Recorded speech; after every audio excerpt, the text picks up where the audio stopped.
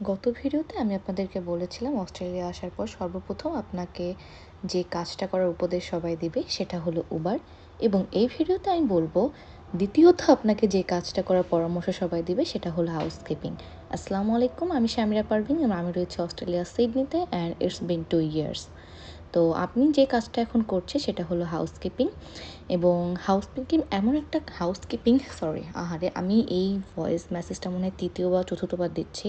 তো হাউসকিপিং হলো আপনাকে একটা রুম দেওয়া হবে, আপনাকে কিছু টাস্ক দেওয়া হবে, যেমন বেড করা, ওয়াশরুম করা, দেন ভ্যাকিউম করা, সেগুলো আপনাকে করা লাগবে। আজকে আমি আমার বাসায় হাউসকিপিং করতেছি।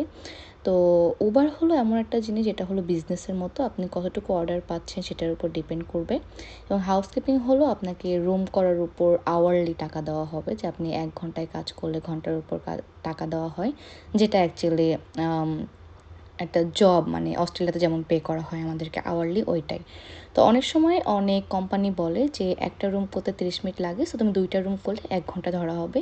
তো আপনি যদি রুম করতে 50 মিনিট লাগান বা 1 ঘন্টা লাগান এবং 2টা রুম করতে 2 ঘন্টা লাগান, স্টিল তারা আপনাকে 1 ঘন্টায় পে করবে।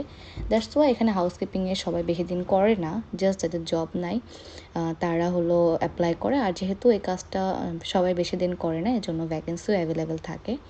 তো আমিও করেছি 1 সপ্তাহ। তো আপনি কাজ খুব ভালো করতে পারলে অবশ্যই আপনি সে দক্ষতা অর্জন করবেন যে আধা ঘন্টায় একটা রুম করা। বাট আমার ক্ষেত্রে যা হয়েছিল, আমার ব্যাক পেন শুরু হয়েছিল, কোমর ব্যথা, হাত ব্যথা। তো দ্যাটস ওয়াই আমি জবটা ছেড়ে দিয়েছিলাম। তো thank you so much for watching. ভালো লাগলো অবশ্যই আমার পেজটা ফলো করবেন। থ্যাংক